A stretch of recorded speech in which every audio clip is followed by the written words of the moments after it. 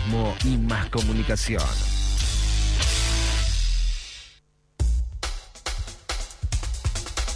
Cuando son las 10:23 de la mañana es un placer saludar al infectólogo Eduardo Savio. ¿Cómo le va, doctor? Bienvenido a Punto de Encuentro.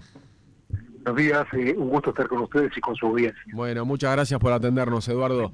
Ya se confirmó que la fecha de retorno a clases después de las vacaciones de invierno se mantendrá incambiada. El próximo lunes 17 de julio, los alumnos vuelven a las aulas, salvo en aquellos casos de colegios privados que decidieron utilizar asuetos para tener una tercera semana de vacaciones, ¿no? O algunos que van a utilizar un asueto para hacer un sándwich ahí con el 18 de julio y volverán el 19. Pero en sí las clases vuelven el próximo lunes 17. ¿Le parece que ya fue necesario 2 semanas de parate para detener las infecciones? Claro, las clases vuelven el 17 gracias justamente al haber adelantado las vacaciones, ¿verdad? Y el haber adelantado las vacaciones, digamos, sinceramente no fue un gesto caprichoso, sino que los números así lo indicaban, ¿verdad? Entonces, para ejemplificar con datos que sí importan mucho, pensemos que en el año 2019 las infecciones respiratorias graves comenzaron a aumentar en la semana epidemiológica 21, y en este año ya en la 19 había comenzado ese aumento, o sea, se adelantó el inicio. Fue una buena medida adelantar las vacaciones, necesaria. Era necesaria, porque en primer lugar por las tasas que te estoy mencionando, y en segundo lugar porque esas tasas rápidamente se duplicaron, casi al doble. Si a eso le sumamos que se vio también que la proporción de casos graves de infecciones respiratorias en niños era mayor que en inviernos pasados, era sí o sí adelantar las vacaciones para cortar la transmisión y que esto no pasara a mayores, y que esto además a mediano plazo no saturara al sistema de salud, camas de internación y todo lo demás.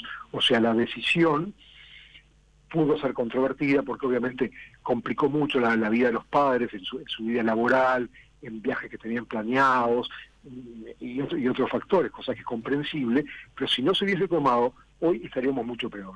Porque además lo que más preocupa es que son casos más graves que otros inviernos. Ahí está, son casos más graves que en otros inviernos, y puede ser que también la diferencia de este año con los anteriores es que hubo más bebitos o más niños menores de 1 año y medio que sufrieron infecciones respiratorias graves.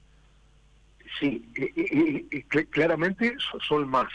Y ahí también tenés dos componentes. En este momento lo que circula son dos cosas: el virus respiratorio sincicial, que afecta a niños y sobre todo a lactantes, y el virus de influenza, que afecta más a los adultos, ¿no? Pero debemos recordar que en nuestro país en este momento tenemos ya 3 generaciones de niños de 3 años, 2 años y 1 año, que nacieron durante diversas etapas de la pandemia, ¿verdad? Entonces estaban muy protegidos, con poca exposición exterior, rodeados de medidas de protección no farmacológicas, y esos niños de 1 a 3 años no tuvieron mucho contacto con virus respiratorios, es su primera experiencia, claro. Y por lo tanto su capacidad de respuesta inmune es menor también. Ah, claro, tienen menor capacidad de respuesta inmune. Claro, o sea, son sanos, están re bien, pero de todas maneras ese contacto que no tuvieron en los años previos lo tienen ahora más claramente, porque bien.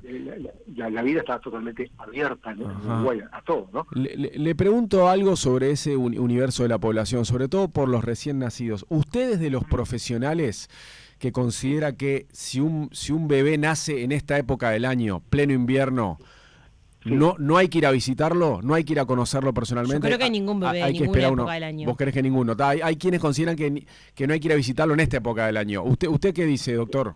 O sea, si es un recién nacido, ¿sí? Y en un entorno de infecciones respiratorias como hay ahora, sería bueno no visitarlos o no estar tan cercanos, ¿verdad? ¿Por qué? Porque los adultos y sobre todo los niños más grandecitos son los que más le van a transmitir al lactante el patógeno respiratorio que tenga, ¿verdad?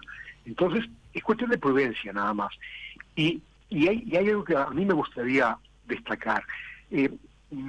cualquier lactante o niño pequeño puede adquirir virus respiratorio sincicial, estamos de acuerdo. Pero hay 4 factores de riesgo para que lo adquieran, que tenemos que tener bien presentes y te los voy a contar. En primer lugar, cuando se viven muchas personas en una vivienda pequeña, en condiciones, digamos, de hacinamiento, ¿verdad? El segundo es estar en ambiente donde hay humo de cigarrillos. El humo de cigarrillos favorece grandemente en los niños la propensión a infección respiratoria, sobre todo a BRS. El tercer factor de riesgo es tener hermanos en edad escolar, claro, que son los que traen el virus a casa. Y el último factor de riesgo es el asistir a guarderías, ¿verdad? Esas 4 cosas los papás los tienen que tener presentes, ¿no? Para pensar que pueden enfermar, reconocer los síntomas de la infección y consultar precozmente. Le pregunto algo sobre las próximas semanas de retorno a las aulas, sí, porque es una época, no solo es una época de mucha enfermedad respiratoria, pero de mucho resfrío y de bastante gripe. De hecho, acá vemos un par que estamos resfriados, sí. Y vinimos a laburar. Sí. ¿Qué tan enfermo, qué tan embromado tiene que estar un niño para no llevarlo a la escuela? O sea, si el niño tiene mocos y un poquito de tos, sí, ¿ya se tiene que quedar en casa o lo podemos llevar? ¿Qué opina usted? Digamos, si tiene cosas muy menores, no. Que vaya. No tiene sí, que vaya, claramente, no hay por qué encerrarlo, ¿verdad? Ahora, ¿cuándo uno tiene que pensar que ese niño está enfermo? No pensemos, es un niño de más de 2 años, tirando a grandecito, pero por ejemplo tiene tos seca, poca fiebre y mucha congestión nasal. Entonces de repente es mejor que por unos días no vaya, ¿verdad? Y en un entorno distinto, los menores de 1 año que obviamente no van a ningún lado, la clínica es distinta. Claro, yo pensaba en esos niños de primaria que están claro, con mucho moco por estos días, con un cacho de tos, pero de última no tienen fiebre. La pueden llevar. Bueno, si no hay fiebre, lo puede llevar. La idea es que los niños vuelvan a clase, que socialicen y que estén con sus compañeros. Uno aprendió mucho durante la pandemia, ya sabemos los efectos, digamos, de desvincularlos de un entorno de socialización. Pero de todas maneras, ya ahora, claramente está empezando a bajar las infecciones respiratorias. Con este corte en las clases, las consultas en la emergencia pediátrica, sobre todo, claramente han caído en el sector público y en el sector privado, ¿verdad? Los CTI no tienen saturación, tienen una alta tasa de recambio. Y todos los indicadores que van pasando día a día están indicando que esto disminuye. Obviamente, la cosa no termina, porque siempre la circulación de BRS y de influenza va de fines del otoño a inicios de primavera, pero ya no va a golpear tanto. ¿Por qué? Porque mucha gente ya enfermó, y esa gente que ya enfermó transitoriamente adquiere una inmunidad. Sí. Y si me permitís de vuelta, quisiera recordar la importancia de la vacuna. Eso. La vacuna antigripal, que no te hace nada para el BRS, pero para la gripe sí, tuvo poca aceptación. Eso quería preguntarle, Sabio, porque...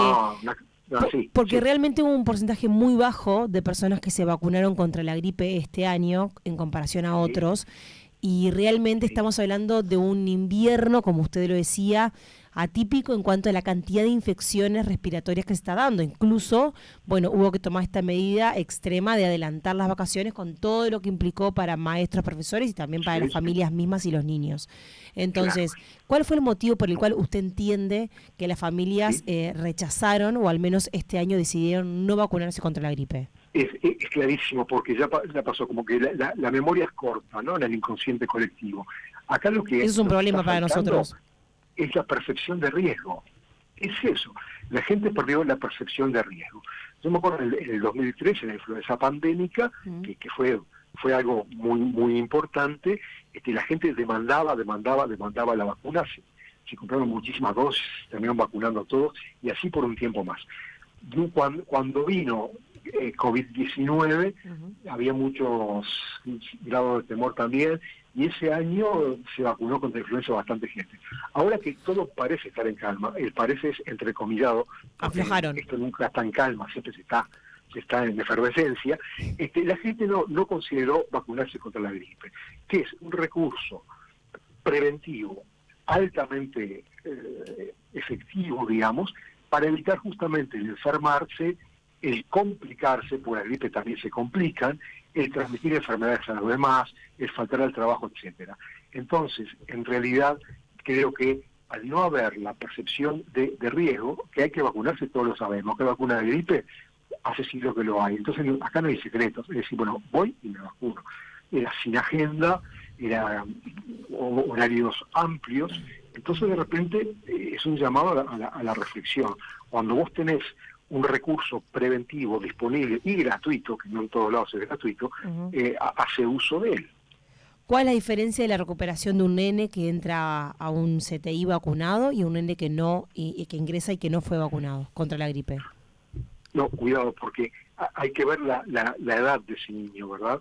Porque la vacunación antigripal en los lactantes, en los menores de 6 meses, no se da. Y por otra parte, los que están ingresando a terapia intensiva, esos nenes, es por respiratorio sincicial y no por gripe. Y mira, otra cosa muy importante. Y la vacuna ahí no abarca, ahí la vacuna no tiene nada para hacer por más que vos te hayas inoculado. No tiene nada para hacer. Y hay otra cosa bien interesante y nueva, uno siempre aprende, que es esta. En adultos hay mucho ingreso ahora a terapia intensiva por infección respiratoria, obviamente severa, porque si no estaban en el CTI. La mayoría son por gripe, por influenza, hasta ahí estamos todos de acuerdo. Sí. Pero como en la pandemia aprendimos mucho y hoy cada vez se buscan más cosas porque tenemos más recursos diagnósticos, en muchos se empieza a buscar virus respiratorio sincicial. Normalmente el adulto no es afectado por ese virus, pero al hacer el test de diagnóstico se ve que cierta proporción de los adultos en el CTI están infectados por respiratorio sincicial, sobre todo los que tienen comorbilidades. De repente, eso hace 5 años también pasaba, pero hace 5 años no lo buscábamos. Lo interesante es cómo en un contexto de mucho respiratorio sincicial en niños, eso se está trasladando a los adultos y recién ahora lo empezamos a ver. Ajá. Porque sabemos un poco más. Es bien interesante. Sí, sí. Y Eduardo, a propósito de eso, en la actualidad, ¿no? Julio de 2023, ¿sigue ocurriendo en julio de este año 2023 que se puedan confundir casos de COVID-19 con virus sincicial? No, eso está bien difícil porque además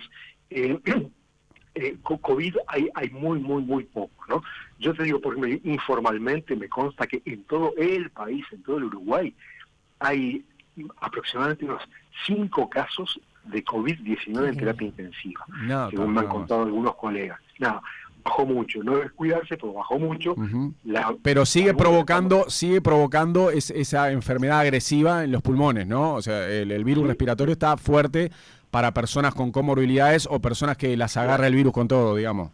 Sí, con todo lo que tiene comorbilidades siempre va a ser más severo. Yo acá a 100 metros míos tengo ahora 2 pacientes con COVID en sala de moderados que egresaron de terapia intensiva, todos con comorbilidad, o sea, sigue existiendo, ¿sí?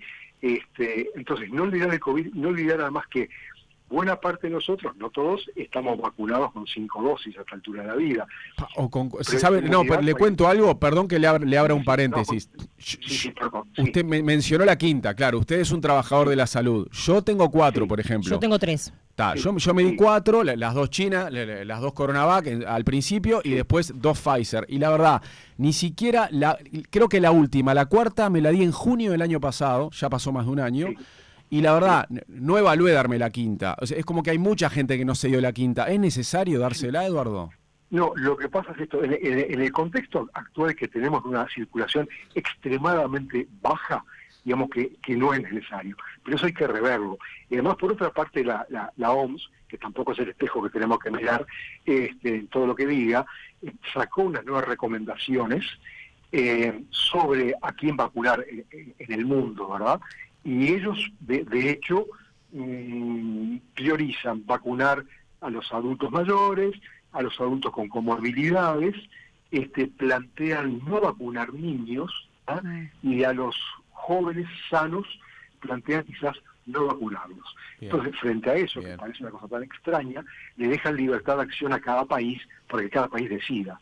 Eso es sano, porque Uruguay tiene que decidir qué va a hacer con su población, si los casos vuelven a aumentar, si todo sigue igual, etcétera. O sea que el que esté con sus vacunas, bueno, que se quede donde está. Pero no olvidemos que la inmunidad disminuye con el tiempo. Por ¿verdad? supuesto, sí. Por ejemplo, yo vuelvo con mi caso. Si me la di hace más de un año, seguramente la inmunidad de esa vacuna es mínima ya, ¿no? Por más que sea Claro. Pfizer. Sí. Y por eso uno siempre pensamos que en verdad, por lo menos por los próximos 2 años, íbamos a tener que recibir una dosis anual, un refuerzo anual. Exacto. ¿verdad? Eso no se concretó, no está en la agenda, no se habla por ahí, se habla en los pasillos, pero no se habla públicamente, pero de momento no está planteado. Claramente no se plantea. Lo que hizo el Ministerio de Salud cuando se refirió a adultos mayores a la hora de recomendar la 5ª dosis fue que bajó un poco la barrera y metió a los mayores de 50. Se la recomienda dársela a mayores de 50, que la verdad,